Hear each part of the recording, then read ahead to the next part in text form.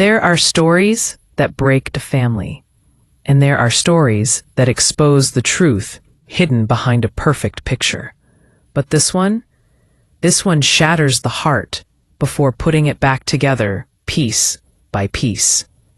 Because it begins with a mother who begged God for a child, endured 5 miscarriages, 5 losses, 5 funerals of dreams, before finally holding her miracle son. And it ends with that same son standing at the doorway of her own home, telling her to leave. Before we begin, make sure to subscribe to the channel for more real-life stories that shake the soul and remind us why truth is louder than silence.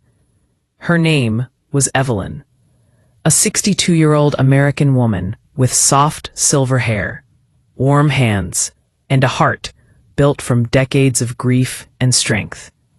People who met her would always say she had motherly eyes, the kind that looked at everyone with hope, even when life hadn't been fair to her. She lived in a small town in Ohio, in a house she bought with her late husband, a house filled with memories of laughter, tears, and prayers whispered into the walls. Evelyn had one son, just one. His name was Marcus, her miracle baby, her rainbow after the storms she thought would drown her, the child she was told she'd never have. And when she finally did, she loved him with a ferocity only a mother who has buried 5 unborn children could understand. She saw him not just as her son, but as her purpose, her reason to wake up, to fight, to survive. Everything she had, every cent, every dream, she poured into him. Marcus grew up adored, protected, held together by a mother who would have given her life for him without hesitation. She stayed up with him during his fevers, celebrated every school award, saved every drawing he ever made. She worked 2 jobs after her husband passed away just to make sure Marcus never felt the thunderstorm of financial struggle she had lived through. She bought him that house, put it in her own name, and told him, "One day, this will all be yours." She meant it, but she never expected that someday, one day, would become a weapon. When Marcus became an adult, he brought home a woman named Danielle, beautiful, confident, sharp-tongued, and always perfectly dressed. At first, Evelyn really tried to like her. She wanted her son to have love, stability, companionship. She didn't want to be the mother who couldn't let go. So she smiled when Danielle visited. She cooked for them. She invited her to holidays. She even offered to help decorate their future wedding venue. But something about Danielle always felt cold. Not just distant, not shy, cold. The kind of cold that seeps into bones. The kind of cold that makes a mother's instincts whisper warnings she can't explain. Whenever Evelyn spoke, Danielle's smile tightened. Whenever Evelyn offered help, Danielle declined with a tone that sounded polite but felt almost insulting. And whenever Marcus wasn't around, Danielle barely made eye contact. Still, Evelyn kept trying, because that's what mothers do. They try, even when it hurts. The wedding came and went, beautiful but tense. Evelyn noticed Danielle's family whispering, giving her odd looks, almost as if they thought she didn't belong there. She pushed it aside. She told herself she was overthinking. She told herself she just wanted Marcus to be happy. And when they returned from their honeymoon, she welcomed them into the home, her home, with open arms. But the air inside the walls started to shift. It began with small things, Danielle wanting to reorganize the living room because she didn't like the furniture placement. Then she wanted new dishes because the old ones feel outdated. Then she made comments about how the house needed younger energy. Evelyn tried not to take it personally. She tried to laugh it off. But it was hard, especially when the girl barely disguised her annoyance at sharing space with her mother-in-law. Marcus, blinded by love, brushed everything off. "Mom, she's just adjusting. Mom, don't take it seriously. Mom, it's her style. She's just expressive." But Evelyn knew when someone didn't like her. And Danielle didn't like her. Danielle tolerated her. And tolerance has an expiration date. One evening, Evelyn was in the kitchen cooking dinner, humming an old song she used to sing to Marcus when he was a baby. The aroma of garlic and butter filled the room. She was excited. She loved family dinners. She loved seeing Marcus happy. She loved feeling like they were still connected. But that night, Danielle walked in, looked at the food, and sighed loudly. "Could we not eat this? I'm trying to keep Marcus on a healthier diet." Evelyn froze. She had cooked the very dish Marcus always begged her to make, her homemade chicken and dumplings, his comfort food. She forced a smile and said gently, "He's always loved this." Danielle raised an eyebrow. "Well, things change, Evelyn. People change."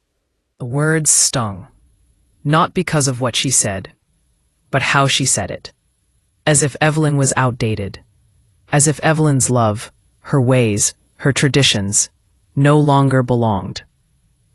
Marcus walked in moments later, kissed Danielle, and without even looking at the food, said, "Yeah, let's just order something." And in that moment, something inside Evelyn cracked. It was small, invisible, but powerful. The kind of crack that doesn't shatter instantly, but slowly spreads. Days passed. Tension grew. Danielle complained more. Marcus listened.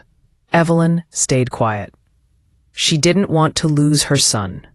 She didn't want to be a burden. She didn't want to be pushed away. But then came the day that shifted everything.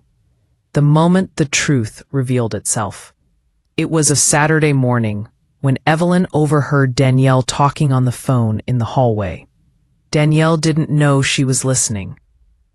"I swear, it's like living with a ghost from another era. Marcus needs his own home, his space, not some museum his mother controls. He's a grown man now. She needs to leave." Leave. The word struck like lightning. Evelyn stepped back, heart pounding, breath shaken. She had never felt so unwanted in her own house. But she didn't say anything. Not yet. She waited for Marcus to come home. She wanted to give him a chance to defend her, to protect her, to prove the bond they had wasn't one-sided. But what he did next? That would change everything forever. The front door opened shortly after noon, and Marcus stepped inside, smiling the way he always did. Bright, warm, oblivious. He tossed his keys into the bowl on the entry table. The same bowl Evelyn bought years ago because baby Marcus loved its blue color. She heard him calling her name cheerfully, unaware of the words she had just heard from his wife. Evelyn wiped her eyes quickly and came downstairs. She didn't want him to see she had been crying. Crying never helped anything. Not with past losses, not with the miscarriages, and certainly not with the battles she fought silently as a mother. Still, the hurt sat in her chest like a small fire she couldn't extinguish. Marcus hugged her lightly, then went straight to the couch to scroll through his phone. Danielle joined him moments later, smiling sweetly. Too sweetly. Evelyn stood at the foot of the stairs, watching them, wondering how the boy she raised with love and sacrifice couldn't sense what she had heard. She sat down slowly. "Marcus, can we talk for a moment?" He didn't look up from his phone. Sure. What's up?" Her voice was steady, but her heart trembled. "I overheard something this morning. Something hurtful." That finally made him look up. Danielle's smile faded. replaced with a tight expression that barely masked irritation. Evelyn continued, softly. I heard Danielle say that I should leave, that you need your own home now, that I'm in the way. Danielle immediately straightened. Evelyn, that's being taken out of context. But Evelyn lifted a hand gently. It's okay. I don't want to argue. I just want to understand. Marcus's jaw tightened, and he glanced at his wife. Evelyn saw a silent conversation happen in that glance. An agreement, a side taken. He exhaled slowly. Mom, we didn't want to bring this up yet. Her heart sank. Bring what up? Danielle jumped in first. We need privacy, space. We're starting our lives together, and it's not healthy to have, well, parents living with us, even temporarily. Evelyn swallowed hard. This is my home. Marcus nodded. We know, but we thought maybe you could move into an apartment nearby. We'd visit. We'd help you settle in. It felt like the floor disappeared beneath her feet. She stared at them, unable to recognize the young man sitting in front of her.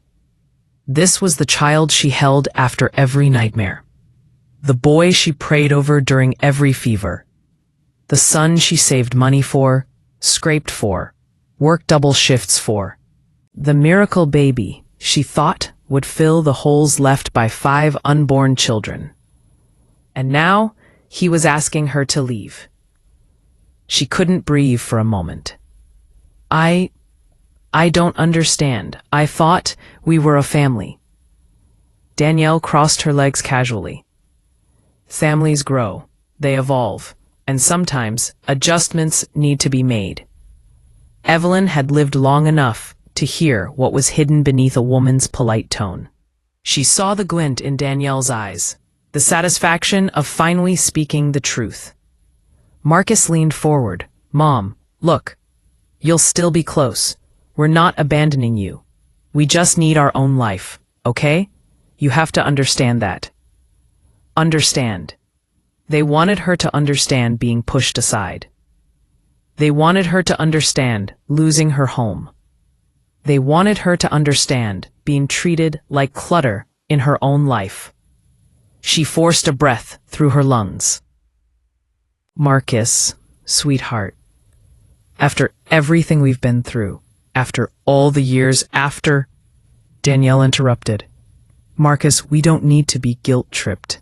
This is a normal step for married couples. Evelyn felt herself shrink inside. A part of her, the part that endured all the miscarriages, the part that held Marcus when he cried as a boy, wanted to fight, to remind him of everything she had done. But another part of her, a gentler part, whispered that pride would only make this more painful. She spoke quietly. If this is truly what you want, if you both want me gone, then I won't stop you. Marcus relaxed, relieved she didn't resist. He even smiled slightly, the way a child smiles when he gets his way. It cut deeper than any harsh word could. Danielle stood up. Great. Then the sooner we arrange it, the better. I've already looked at some places online. Already. The word stung more than anything else. This wasn't a discussion. They had been planning it. Evelyn nodded silently and went to her room. She sat on the edge of her bed, the same bed where she spent nights praying for her pregnancy to survive, praying for the baby inside her to make it into the world, praying for Marcus to grow up safe and loved. She had imagined growing old in this home.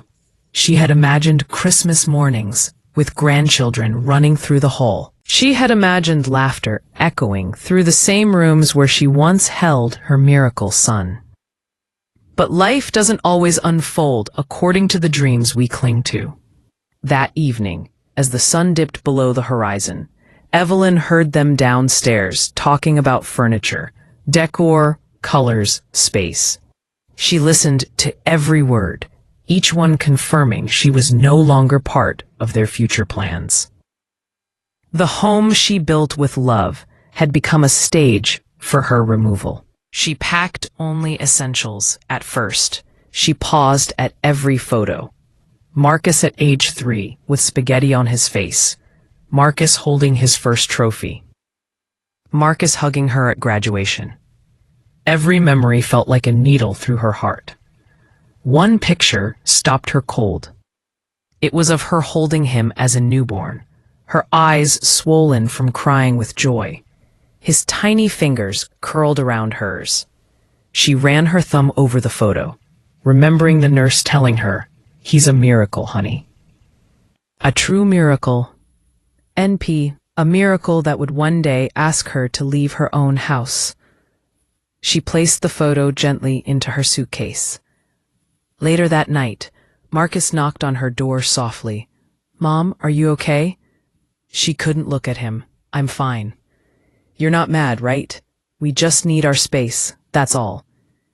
Evelyn nodded, still not meeting his eyes. "I want you to be happy. That's all I ever wanted." He hugged her, but it was different, forced, quick, a gesture made out of guilt rather than love. When he left the room, Evelyn felt a sharp ache in her chest. Not just emotional, physical. The kind of ache that comes from heartbreak so deep it presses into the bones. She lay awake most of the night, staring at the ceiling, wondering how motherhood could be so beautiful and yet so unbearably painful. And then, in the quiet darkness, a new fear crept into her mind.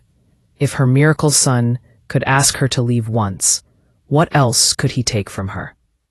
Morning came with the sound of clinking dishes and muffled conversation downstairs. Evelyn hadn't slept. Her eyes burned, her head ached, and her heart felt stretched thin, like an old thread about to snap.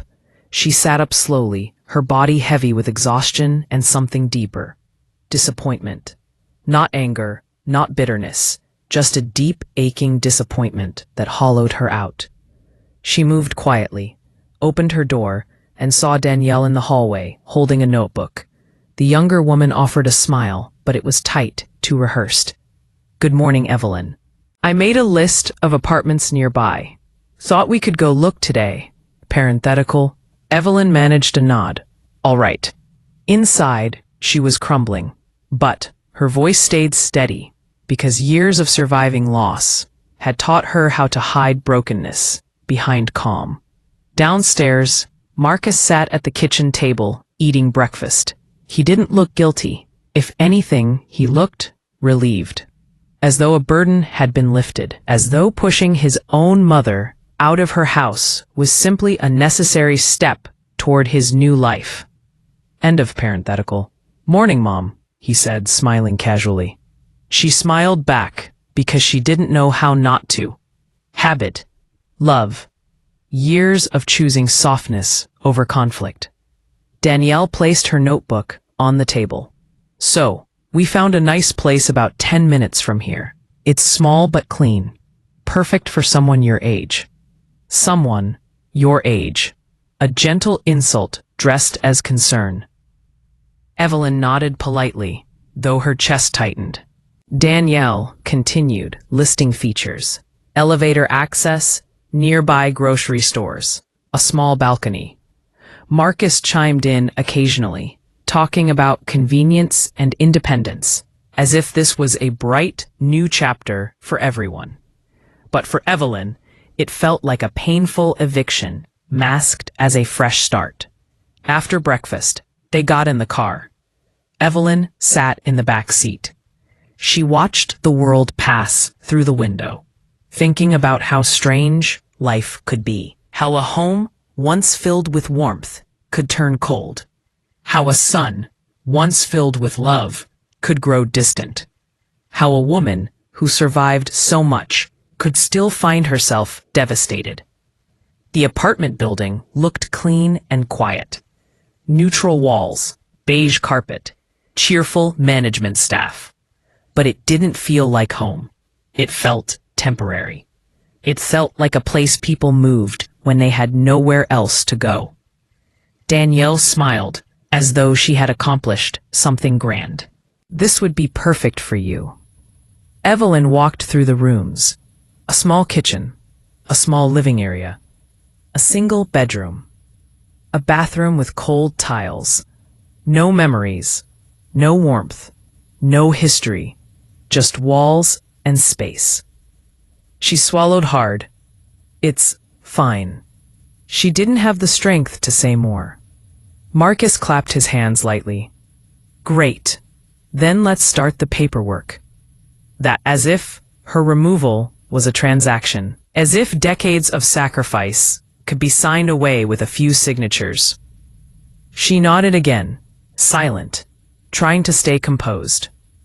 She felt like a guest, observing her own life being dismantled. The manager approached her with documents. Danielle and Marcus stood beside her, supervising, guiding, controlling. Every pen stroke felt like a goodbye. Goodbye to her home. Goodbye to shared meals. Goodbye to laughter echoing in familiar rooms. Once the paperwork was done, they drove back. Danielle talked about redecorating the living room once Evelyn moved out. Marcus suggested painting the walls a more modern color. They were planning their new life, free from the woman who gave him life. As they entered the house, Evelyn felt the weight of reality settle deeper. She went to her room and continued packing.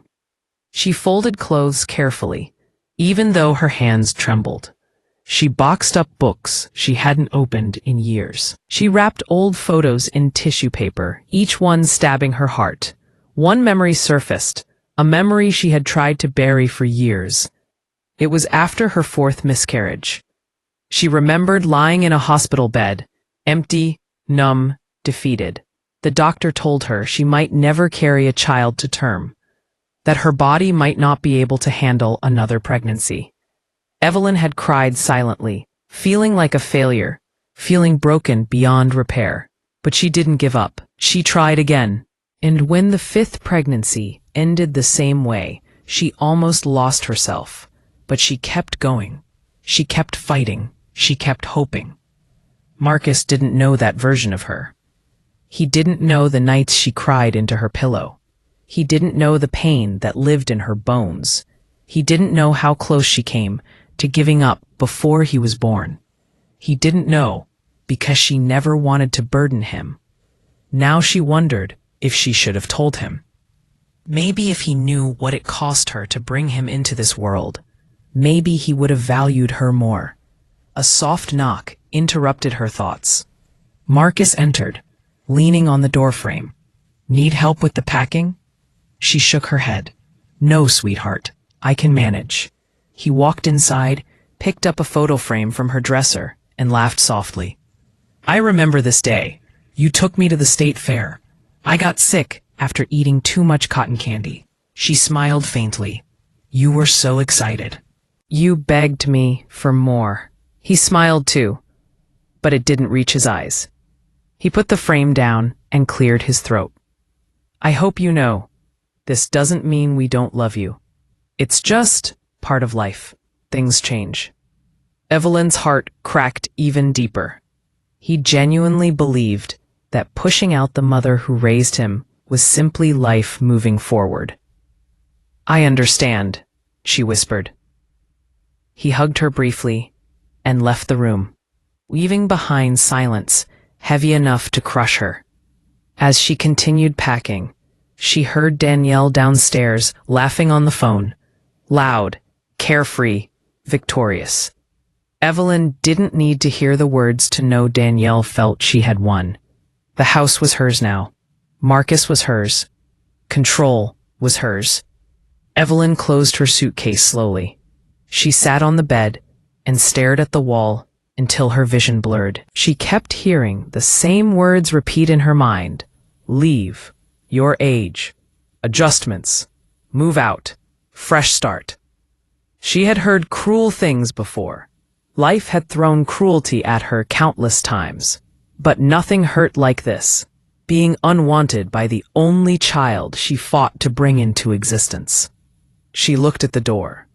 Soon, she would walk out of it, not as a mother leaving by choice, but as a woman pushed out of her own home. But deep inside the pain, something else quietly awakened. A spark, a seed, a beginning. Because life had taught her one truth. A mother may break, but she never breaks forever. The day Evelyn officially moved out arrived faster than she expected. Or maybe it only felt fast, because every passing hour became a reminder that she was no longer welcome where she once belonged. She woke up early, made her bed one last time, and took a long look around the room that had witnessed every chapter of her life. The joys, the losses, the nights she prayed for Marcus to grow into a kind, good man.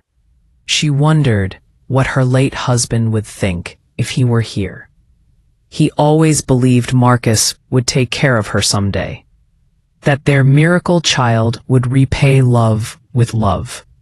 She closed her eyes, imagining her husband's voice, gentle and warm. "He'll never abandon you."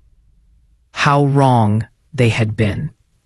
She carried her suitcase down the stairs, each step feeling heavier than the last. Marcus and Danielle were in the living room. He was scrolling through his phone. And she was sipping coffee like it was just another morning. They glanced at Evelyn without guilt, without hesitation, without the slightest tremor of shame. Danielle stood up with a bright, hollow smile. "We rented a small truck to help move your things. It'll only take a few minutes." Evelyn nodded and followed them outside. The neighborhood was quiet, birds singing as if nothing in the world had changed. Kids rode their bikes. Neighbors watered their lawns. Everything looked normal, except her heart was breaking in silence. Marcus helped lift her boxes into the truck, but he didn't speak much. He didn't apologize. He didn't ask if she was okay. He didn't even look at her long enough to see the grief in her eyes. He was just going through the motions, as if moving his mother out was an errand he needed to check off a list. On the drive to the apartment, Danielle chatted about upcoming plans, hosting dinners, redecorating the guest room, inviting friends over. Every word felt like a knife twisting slowly. They were excited about their new beginning, their new dynamic, their new life without her. When they arrived, Danielle hurried ahead to speak with the apartment manager, leaving Evelyn and Marcus alone for the first time that day. He lingered near the truck, hands in his pockets, eyes darting around awkwardly.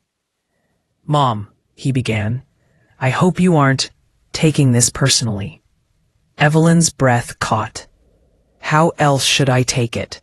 He sighed, avoiding her gaze. "It's just how things work now. Couples need space. You'll settle in here. It'll be good for you." Good for her. Being pushed out of her own home. Good for her. She wanted to scream. She wanted to shake him and demand he remember everything she endured for him. But she didn't. She simply nodded, because at her age, she'd learned that not every wound needs a loud reaction. Some pain speaks loudly in silence. Together, they moved her belongings inside. The apartment echoed emptiness. The walls were blank. The air felt still. But Evelyn tried to smile. She didn't want Marcus to feel guilty, though perhaps he should have. When the last box was inside, Marcus hugged her quickly, as if embarrassed by affection. Danielle waved from the door, beaming with polite triumph. "We'll visit soon," she said. Evelyn forced a smile. Of course. But they didn't visit soon. They didn't visit at all. Days turned into weeks. Evelyn expected at least a phone call, a text, a simple "How are you?" But nothing came. Silence filled the apartment like a cold fog. She spent her days organizing her things, trying to make this place feel like home. She planted flowers in pots by the window. She hung old photos on the wall. But no matter how much effort she put in, it still felt like a place she was trapped in, not a place she chose. Sometimes she would sit on the small balcony and watch families walk by, mothers holding their children, sons helping their elderly parents. She wondered if those sons understood how lucky they were. She wondered if they knew the value of a mother's love. She wondered if they cared. One evening, while sorting through a box of memories, she came across a small baby blanket. Marcus's first blanket. The one she knitted during her final pregnancy. The only pregnancy that blessed her with a living child. She held it close, inhaling the faint scent of lavender and thyme. Tears pooled in her eyes before she even realized she was crying. She wasn't crying because she missed the house. She wasn't crying because she was lonely. She was crying because she felt discarded, erased, as if the decades she spent raising Marcus meant nothing now that he had a wife and a new life. She pressed the blanket to her chest and whispered, "I gave you everything." And in that moment, something in her shifted. For the first time in her life, Evelyn allowed herself to feel anger, not the quiet, patient kind she buried deep, but a fierce, piercing anger that came from knowing she had been wronged. She had forgiven life for taking her babies. She had forgiven her body for failing her. She had forgiven circumstances for every hardship she endured. But this betrayal from the one child she fought heaven and earth to bring into the world, this she could not forgive easily. The next morning, Evelyn made a cup of tea and sat at her small table.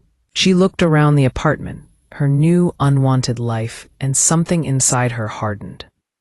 If Marcus wanted space, she would give him distance far colder than he expected. If Danielle wanted control, she would see what happens when her schemes unravel. If the world thought Evelyn was weak, it was about to learn the truth. Because grief shapes a woman. Loss strengthens her. Pain builds her. And betrayal awakens something unstoppable. Evelyn was old, but not defeated. Lonely, but not broken. Pushed out, but not powerless. Life had taken enough from her. Now, it was time for her to take something back. And the first step was uncovering the truth Danielle tried so hard to hide. Evelyn woke up the next morning with a clarity she hadn't felt in years. The kind that comes after heartbreak, the clarity that cuts through grief like a blade through fog. She moved slowly, intentionally, as if preparing for something important. Because she was. Today, she wasn't going to cry. Today, she wasn't going to wait for Marcus to remember her. Today, she wasn't going to be the silent, soft, patient mother who let life hit her without fighting back. Today, she was going to uncover the truth. It had been weeks since Marcus and Danielle sent her away. Not once had they checked on her, called her, or visited. They had tossed her out and erased her, as if she was just an inconvenience in their otherwise perfect lives. But Evelyn knew there was something she hadn't understood yet. Something beneath Danielle's coldness. People didn't just push out their in-laws without reason, unless they were hiding something. Danielle had wanted Evelyn gone long before Marcus ever brought up the idea, and that alone meant danger. So Evelyn decided to do something she had never done before. She would stop being afraid of the answers. She would dig. She would watch. She would listen. She would discover what role she truly played in their plan. She started by visiting old friends in the neighborhood near her former home. People who still remembered her, who still had kindness in their hearts.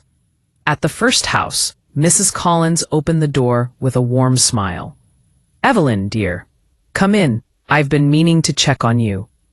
Evelyn walked in slowly, taking in the familiar smell of freshly baked cookies. Mrs. Collins made her sit and immediately handed her a cup of tea. "How's the new place? Settling in well?"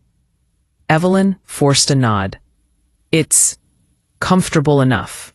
Mrs. Collins gave her a sad look and patted her hand. "I heard a bit of what happened. I'm so sorry." "You didn't deserve that. Evelyn looked down at her cup. I keep wondering what I did wrong. You didn't do anything wrong, Mrs. Collins said immediately. But that girl, Danielle, she never had kindness in her eyes. Always looked at you like you were competition. Evelyn blinked. Competition for what? Mrs. Collins sighed deeply. Control, dear. Some people marry not for love, but for what they can gain. The words lingered in the air like smoke. Ain. Control. Leverage. Evelyn's pulse quickened. Was Danielle using Marcus? Was her entire attitude a mask, hiding an agenda? She thanked Mrs. Collins and left, but instead of going home, she walked through the neighborhood, gathering tiny pieces of information. Neighbors whispered. Some hesitated, but eventually spoke when they saw the sorrow in her eyes. She didn't let Marcus visit you, one neighbor said. I heard her complaining about the house paperwork, another added. I once overheard her saying, Marcus needs to put everything in his name, someone else mentioned. Everything? In his name? A cold chill ran down Evelyn's spine. The house. Her house. The house she bought. The house in her name. The house that Danielle desperately wanted her removed from. Suddenly, the truth began fitting together like a cruel puzzle. Danielle didn't just want her out. Danielle wanted control over the house. And Marcus, naive, trusting, blinded by love, was helping her. Evelyn felt her heart twist painfully. She had been betrayed, but the betrayal had layers she hadn't even realized. Her knees weakened, and she sat on a bench near the park, trying to catch her breath. She thought she had felt every kind of pain, but this was new. This was betrayal, wrapped in deception. And yet, there was something else, something that didn't quite fit. If Danielle wanted the house so badly, the plan didn't end with pushing Evelyn out. No, removing her had only been step one. What was step two? The thought made her stomach churn. She stood up, determination burning through her. She needed one more piece of the puzzle. She headed toward town hall. Inside the records office, she approached a clerk and said softly, I'd like to check if any property forms or ownership transfer documents have been requested recently for my address. The clerk typed quickly. Evelyn's fingers trembled slightly as she waited. After a moment, the clerk frowned. There was an inquiry submitted last week. Someone asked about the process of transferring ownership from the primary owner to an immediate family member. Evelyn's heart stopped. A process of transferring ownership from her name to Marcus's name. The room spun around her. She gripped the counter for support. Who asked for that information? The clerk checked the file again. It was requested by Danielle Turner. Evelyn's breath caught. Her chest tightened. There it was, the truth staring her straight in the face. Danielle had been planning to take her house long before the eviction. She had manipulated Marcus. She had disguised greed as marital duty. She had pretended concern for privacy and space when all she wanted was the property deed. Evelyn walked out of the office in a daze. Every step felt heavy, but the fire inside her was blazing now. No more tears. No more silence. No more letting life use her as a punching bag. She went home, shut the door of her apartment, and sat at the table. Anger rolled through her veins like wildfire. She had never been a woman who sought revenge, but she had also never faced betrayal like this. They didn't just push her out. They tried to steal what she built. They tried to erase her life's work. They tried to silence her, but they forgot one thing. A mother may bend, may break, may lose, may weep, may suffer, but she does not surrender. Evelyn wiped her face, sat straighter, and whispered, They think they won. They have no idea what's coming. Because now that she had the truth, she knew exactly what to do. and she knew exactly where to strike.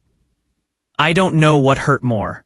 The cold wind biting my skin as I stood outside my own house, or the fact that my son, my miracle child, didn't even bother to look back. I kept telling myself to breathe, to stay calm, to give him the benefit of the doubt. Maybe he'd swing that door open and say it was all a mistake. Maybe Evelyn pressured him. Maybe something would snap him back into the boy I raised. But minutes passed. Then half an hour. Then an hour. The porch light flicked off. The curtains drew shut. And just like that, I officially became a stranger to the very child I fought heaven and earth for. I stood outside until my legs trembled, until the ache in my chest became heavier than the bag in my hand. My neighbor's windows lit up. Cars passed. A couple walked their dog and tried not to stare. I didn't blame them.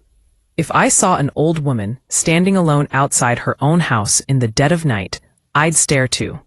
Finally, I forced myself to move. My sister lived 30 minutes away. I could go there. I wasn't helpless. But the journey from the porch to the sidewalk felt longer than the 9 months I carried my son. Every step hurt.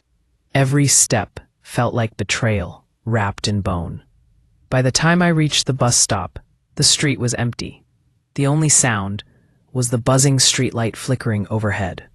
I sat on the cold metal bench and pulled my coat tighter. I hadn't cried yet, not even a tear. Maybe because the pain was too deep for crying. Maybe because some part of me still believed he'd call. It wasn't until I pulled out my phone that the tears finally threatened. A message notification blinked. My heart jumped. But it wasn't from him. It was from someone I least expected. Caleb. My late husband's best friend. The man who had watched my son grow up from the hospital crib to the tall man he'd become. His message read, "Are you okay? I drove by your place earlier and saw you outside. Do you need help?" Simple, direct, caring. And suddenly, my composure cracked. I typed back with shaking hands. He kicked me out. I'm at the bus stop. I stared at the screen, bracing for pity or confusion. But what I got was, "Stay there. I'm coming." I exhaled through trembling lips. 15 minutes later, headlights rolled toward me. Caleb stepped out of the truck faster than I'd ever seen him move. He didn't ask questions right away. He didn't scold. He didn't try to wrap his arm around me like I was fragile. Instead, he stood in front of me, face hard and brows tight, eyes brimming with a fury I'd never seen from him. "Elizabeth," he said, voice low, "tell me exactly what happened." I swallowed a sob. He said I needed to leave so they could have their privacy. And Evelyn, I couldn't finish. Caleb clenched his jaw. "That woman has been poisoning him for years," he muttered. "This is her doing, all of it." I shook my head, even though part of me agreed. No, he's a grown man. He chose this. That admission sat heavy on my tongue, like swallowing stones. Caleb opened the passenger door.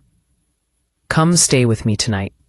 My guest room is empty, and tomorrow we'll figure out what to do." I hesitated.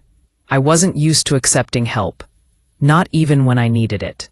But right now, dragging my 80-year-old bones around town with nowhere to go wasn't an option. So I nodded. The ride was quiet, warm, almost too warm compared to the icy cold I came from. I sat there, staring at the road, feeling like I was floating outside my own body. We arrived at his house, a cozy, single-story place with lights glowing softly from the windows. Inside, everything smelled like fresh pine and old leather. Familiar, safe. Caleb pointed me toward the guest room. "Get some rest," he said. Tomorrow will make more sense. But as I lay in the soft sheets, staring at the textured ceiling, nothing made sense. Not yet. Not even after hours of replaying the day over and over in my head. I thought about how hard I worked for that home. How many late nights I spent sewing clothes and baking pies and taking extra shifts just to give my child a life better than mine. I gave him everything. I gave him a family. I gave him love. I gave him hope. And he returned it with exile. Around 3 a.m., I finally drifted to sleep, only to be yanked awake by a sound that turned my blood cold. A knock. A frantic, desperate knock. For a moment, I froze. Then I heard Caleb's voice from down the hall. "I'll get it." I hurried out of the room, wrapping my robe around myself. Caleb opened the door, and there, standing on his porch, was the last person I expected. Evelyn. Her face was streaked with mascara. Her hair was disheveled, and she was holding her phone to her chest like it was the only thing keeping her alive. "Elizabeth," she gasped. "Please, you have to come home. You have to convince him." I didn't know he'd do something like that. I didn't think he'd actually. "Stop," Caleb snapped, stepping between us. But I lifted a hand. "It's okay," I whispered. Then I looked Evelyn dead in the eyes. "Tell me exactly why you're here." She took a shaky breath. "He's gone," she whispered. My heart thudded. "Gone? What do you mean gone?" "He left the house. After you walked away. He said he needed air. But he never came back. It's been hours. He's not answering his phone. I think he's punishing me. I think he blames me now." Caleb swore under his breath. I tightened my grip on my robe. This wasn't about me anymore. This was about my child. My son. The boy I fought 5 losses to bring into this world. Even if he tossed me aside like yesterday's news. I couldn't turn my back on him now. Not when he might be in trouble. Not when something could be wrong. "Get your coat," I told Evelyn softly. "We're going to find him." Caleb grabbed his keys. "Both of you stay close. We'll search every place he could have gone." And as we stepped into the cold night again, something inside me rose. Something sharp, fierce, and unbreakable. A mother's instinct. A mother's strength. A mother's fire. Because no matter what my son did, I wasn't about to lose him again. Not after losing 5 before him. Not ever. The night swallowed us whole as we climbed into Caleb's truck. The engine rumbled beneath us, headlights cutting through the thick, silent darkness. Evelyn sat in the back seat, her hands trembling as she clutched her phone like it was a lifeline. I sat in the front, fingers curled tightly in my lap. The streets were quiet, too quiet. It felt like the world had paused, like even the wind held its breath. Caleb drove slowly, scanning every sidewalk, driveway, alley, and park we passed. Where would he go? Caleb muttered, frustration etched between his brows. I closed my eyes. When my son was a child, any time he felt overwhelmed, ashamed, or confused, he went to one place, the pier, I whispered. He always went to the pier after an argument, even as an adult. That's where he clears his head. And Caleb nodded, turned sharply, and sped toward the old wooden pier on Milford Bay. As we drove, Evelyn leaned forward, voice tight and shaky. I didn't mean for any of this. I didn't think he'd take things so far. I thought if we created boundaries, he'd stop choosing you over me. I let out a long, weary breath. Boundaries? I repeated softly. Or control? Her voice cracked. Maybe I pushed too hard. As we drove, Evelyn scoffed. Maybe. I shot him a warning look. This wasn't the time to tear her down. not when fear was already chewing through her. "We'll talk later," I said firmly. "Right now we need to find him." When we reached the pier, the wind was harsher, cold enough to sting the skin. The waves crashed against the wooden posts below, sending salty spray into the air. The lampposts along the pier flickered weakly, painting the night in trembling strokes of yellow. Then I saw him, a lone silhouette at the end of the pier, shoulders hunched, elbows on his knees, head bowed. My breath caught. "That's him," I whispered. Before the truck even stopped, I opened the door and stepped out. My legs moved on their own. Every step felt heavy and urgent, as though the entire weight of the world balanced on each footfall. When I reached him, I stopped a few feet away. "James," I said softly. His name tasted like heartbreak and hope. He didn't turn, didn't breathe, didn't move. "Baby, look at me." Slowly, painfully, he lifted his head. His eyes were red, swollen, defeated, not angry, not cold. "Just lost. Mom," he whispered, his voice cracking like brittle glass. And in that single word, decades of love, sacrifice, fear, resentment, and regret tangled together. He looked like the little boy I once held after every nightmare.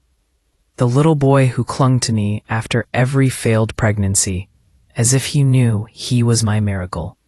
But right now, he looked like someone who finally realized he'd broken something he couldn't unbreak. I moved closer and sat beside him on the worn wooden planks. For a moment, we said nothing. Only the waves spoke for us, crashing, retreating, returning. "I don't know why I did it," James finally whispered. "I don't know what's wrong with me. I thought I was doing what a husband is supposed to do. I thought if I didn't choose her, I'd lose her. And in doing so," I murmured, "you lost me." He flinched. I didn't say it to punish him. I said it because it was true. "You threw me out of the house I built," I continued. "The home your father and I poured our lives into. The home I raised you in. The home I fought for." Silent tears rolled down his cheeks. "I'm sorry," he gasped, ripping his hands through his hair. "Mom, I'm so sorry. I don't know how I could have done that to you. I didn't even think.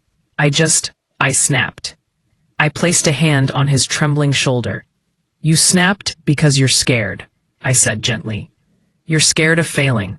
You're scared of choosing wrong. You're scared of not being enough." His eyes widened, shocked that I could see what he couldn't admit. "You always were," I added softly. He covered his face with his hands, sobbing. Raw, broken sobs, the kind that come from the deepest places inside a person. Evelyn approached slowly from behind, stopping a few feet away. "James," she whispered. "I'm sorry too. I shouldn't have pushed you. I didn't mean for any of this. I wanted to feel like I mattered too." James looked between us. Then he did something I didn't expect. He stood, stepped toward me, and fell to his knees. "Mom," he cried, gripping my hand. "Please don't leave me. Please don't walk out of my life. I was wrong. I was horrible. I was cruel. But please, don't give up on me." My heart cracked open, not from pain this time, from something gentler, something healing. I cupped his face in both hands. "I carried you after losing 5 babies, I whispered. "Do you really think one mistake, no matter how big, could make me stop loving you?" He broke again, leaning his forehead against my lap, as tears soaked my clothes. "But," I added firmly, "love doesn't mean there are no consequences. You hurt me deeply. You broke trust. And rebuilding that will take time." He nodded, crying harder. Evelyn stepped closer, shame softening her face. I want to fix this, she said quietly. I want to be better. I want us, all of us, to be okay. Caleb cleared his throat behind us. Good, he said. Then you're both going to start by respecting the woman who raised this man to be someone worth loving. I gently helped James stand. We'll go home, I said. But things will be different. There will be boundaries. Respect, true respect, has to exist on both sides. They both nodded. And the house, James whispered. It's yours. I never should have taken that from you. I'll never do something like that again. I exhaled, feeling years of heaviness finally loosen. We walked back together, slowly, quietly, thoughtfully. And for the first time in a long time, I didn't feel alone. When we reached home, James held the door open for me, the same door he closed in my face hours earlier. This time, it felt like an apology, a beginning, a promise. I stepped inside, feeling warmth greet me like an old friend. And as I looked around the house I built, with my blood and bones, I realized something. I had been kicked out of my home, but I had returned stronger, not because my son begged, not because Evelyn cried, not because I had nowhere else to go, but because I was the root, the foundation, the heart. And nothing, not betrayal, not heartbreak, not fear, could erase that.